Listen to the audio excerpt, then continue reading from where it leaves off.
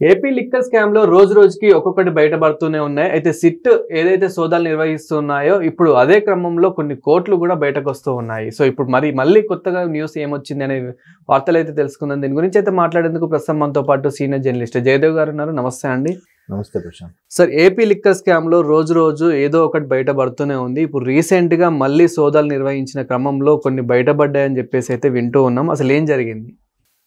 ఈ మద్యం స్కామ్ అనేది ఒక్కొక్కరు మెడకి బిగుసుకుంటుంది. క్లియర్గా అందరూ చెప్పేది ఏంటంటే, ఆఖరికి రిటైర్డ్ ఐఏఎస్ ఆఫీసర్స్ కూడా, గత ప్రభుత్వ హయాంలో పనిచేసిన వాళ్ళు కానీ, అంతకుముందు చీఫ్ సెక్రటరీగా పనిచేసిన ఒక ఆయన, పేరు అనవసరం, ఆయన కూడా ఒక ఛానల్కి ఇచ్చిన ఇంటర్వ్యూలో జగన్మోహన్ రెడ్డి గారి ప్రభుత్వంలో జరిగిన లిక్కర్స్ వ్యవహారం ఏదైతే ఉందో అది ఖచ్చితంగా అంటే క్లియర్గా దొరికిపోయినట్టుగా చేశారు. వారు అంత నిర్భయంగా, బాధ్యత లేకుండా, అంత విచ్చలవిడిగా ఎలా చేశారన్నది ఇప్పటికే అది మాత్రం చాలా క్రిటికల్ వ్యవహారం. ఆయనకి ఎప్పటికైనా ఇబ్బంది అన్నట్టు కూడా ఆయన చెప్పాడు. అదే ఇప్పుడు నడుస్తుంది. ఇకపోతే సిట్ అధికారులు, స్పెషల్ ఇన్వెస్టిగేషన్ టీం ఏదైతే ఉందో అది గత కొన్ని నెలలుగా చేస్తున్నారు. ఇందులో ఒక్కొక్కరుని అరెస్ట్ అవుతున్నారు. ఎంపీ మిథున్ రెడ్డి లాంటి వాళ్ళని కూడా అరెస్ట్ చేశారు. దీంట్లో మాజీ ఎంపీ విజయసాయి రెడ్డి గారు లాంటి వాళ్ళు కూడా తిరిగి పిలిచి ప్రశ్నించారు. ఇంత జరుగుతున్నప్పుడు సిట్ అధికారులు ఇంకా త్వరితగతిన ఇంకా ఎలా చేయాలి, ఏం చేయాలి అని వాళ్ళు అన్ని కోణాల్లో అన్ని రకాలుగా దర్యాప్తు నిర్వహిస్తూనే ఉన్నారు. ఇట్ హ్యాస్ బీన్ గోయింగ్, నడుస్తూనే ఉంది, కొనసాగుతూనే ఉంది. సో ఇట్లాంటి పరిస్థితుల్లో జగన్మోహన్ రెడ్డి గారి యొక్క అనుచరులు, లేదంటే ఇంకా సోదరులు, వరుసగా రిలేషన్స్, లేదంటే బినామీల అన్నట్టు కోణాల్లో కూడా అన్ని రకాలుగా చేస్తున్నప్పుడు ఆయన పినతండ్రి కొడుకు ఎవరు, మన వైఎస్ అనిల్ రెడ్డి గారు, వాళ్ళ కంపెనీలో కూడా సోదాలు నిర్వహించారు.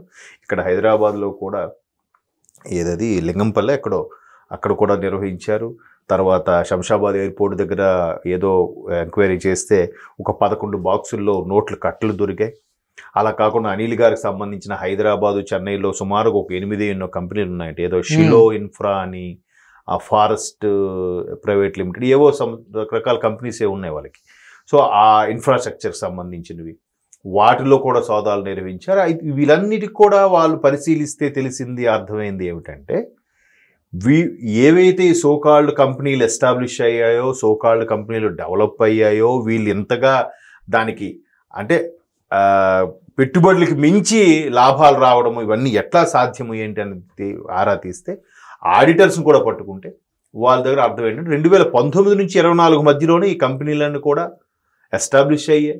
ఒక్కొక్కటానికి లాభాలు వచ్చినట్టుగా చూపించారు. ఒక్కొక్కటి ఇన్ని ఆస్తులు, ప్రాపర్టీస్ కొన్నట్టు చూపించారు. విదేశాల్లో కూడా ప్రాపర్టీస్ కొన్నారు. దానికి తోడు విదేశాల వరకు ఎలాగ ఇది మనీ లాండరింగ్ అయ్యింది అనేది కూడా, మనీ హవాలా వెళ్ళిందనేది కూడా దర్యాప్తు చేస్తున్నారు. ఇప్పటికే ఆల్రెడీ మిథున్ రెడ్డి గారు లాంటి వాళ్ళని అరెస్ట్ చేసినప్పుడు కూడా సుమారుగా ఒక 300 పేజీల ఛార్జ్షీట్ ఏదో నమోదు చేశారు.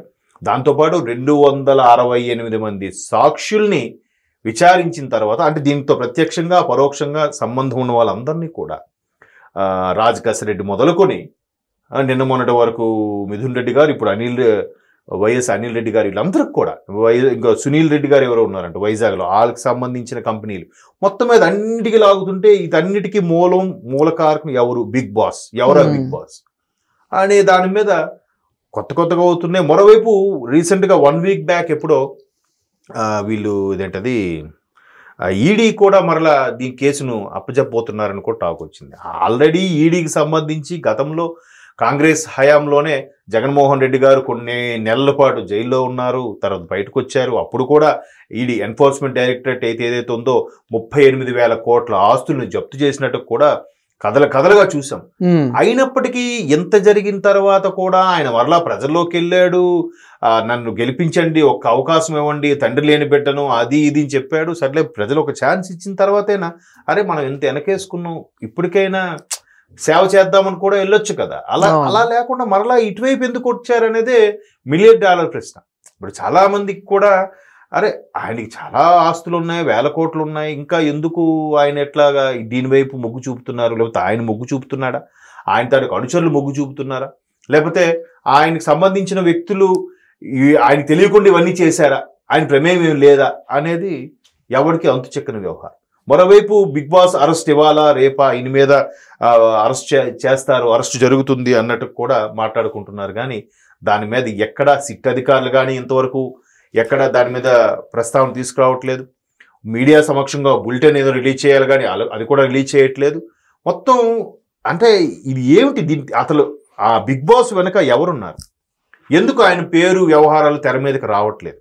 ఈవెన్ ఈ సందర్భంగా భారతి గారి పేరు కూడా కొన్ని సందర్భాల్లో మనం విన్నాం. అంటే ప్రత్యక్షంగానో పరోక్షంగానో వాళ్ళకు కూడా తెలిసే ఉంటుంది.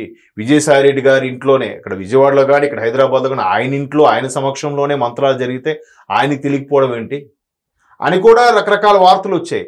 కానీ ఇన్ని వార్తలు వస్తున్నా కూడా కేసు ముందు కదులుతుందా లేదా అనేదే బిగ్గెస్ట్ డౌట్. ఇప్పుడు జనాలు చూసి ఏమనుకుంటారు, ఏదో ఎట్లా నడిపిస్తున్నారు కానీ వాళ్ళు ఒకటేరా అనేవాళ్ళు కూడా ఉన్నారు కదా. అవును, అసలు ఏంటి, అసలు ఇవి మొత్తం వ్యవహారం వెనక కథ, స్క్రీన్ ప్లే, దర్శకత్వం ఎవరు నడిపిస్తున్నారు? వాళ్ళ వరకు ఎందుకు కేసు వెళ్ళట్లేదు? ఆ సుప్రీం బాస్ ఎవరు?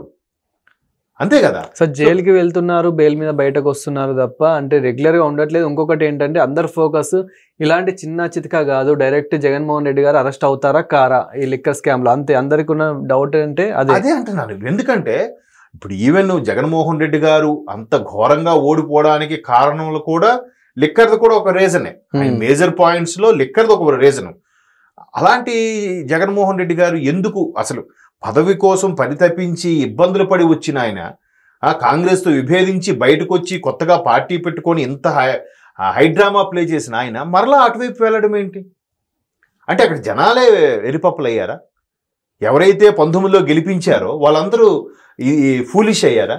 సరే, ఎవడు ఎన్నో చేశాడు, ఇకపై మంచి పరిపాలన అందిస్తాడా లేదంటే ఏమనుకుంటే, వచ్చిన మొదటి నుంచి కూడా ఆ పరిపాలనకి ఎంతసేపు కక్ష సాధింపు, ఎవరినో ఒకరిని ఇబ్బంది పెట్టడము, లేనిపోని కేసులు పెట్టడం, ఇటువైపే డైవర్ట్ అయ్యింది. కానీ ఎందుకు పోని చేశారు, పోనీ పథకాలు ఇచ్చారు, మరి ఇదేంటిది? ఒకవైపు పోనీ పథకాలు ఇచ్చారు బాగుంది, ఇలాంటి స్కామ్ చేయబట్టే పథకాలు ఇచ్చారు అనుకుంటే అది కాదు. రాష్ట్రం పేరు మీద ఎంత తప్పు ఉంది? కేంద్రం నుంచి ప్రతిదీ గీకి మరీ తీసుకొచ్చారు. ఏ చిన్న కోణంలో కూడా ఆఖరికి ప్రభుత్వ ఆస్తులు తాకట్టు పెట్టారు, ప్రభుత్వ బాండ్లు తాకట్టు పెట్టారు. అవునా కాదా? మరి అలా తాకట్టు పెట్టి ఇచ్చే పథకాలు కనిస్తే మరి ఇక్కడ లెక్కల ప్రకారంగా ఇసుక ప్రకారం వచ్చిన డబ్బులన్నీ ఏమైనట్టు? ఇప్పుడు అదే నడుస్తుంది. వైఎస్ అనిల్ రెడ్డి వరకు వెళ్ళిందిగా, అంటే ఆల్మోస్ట్ ఆల్ ఫ్రంట్ లైన్ వరకు వచ్చేసింది కేసు. ఇది ఇప్పుడు ఈడీకి కూడా హ్యాండ్ ఓవర్ చేయబోతుంది.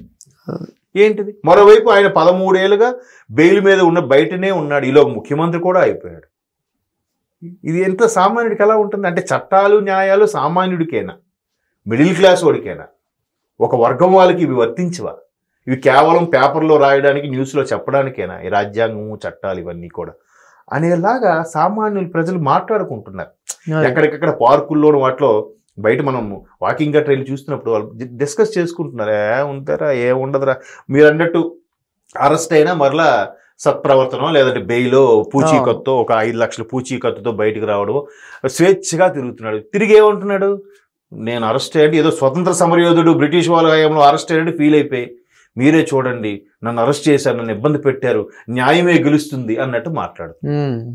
ఎట్లా? ఇంకా మరి భగవంతుడే దీన్ని డిసైడ్ చేయాలి. Thank you sir. Thank you.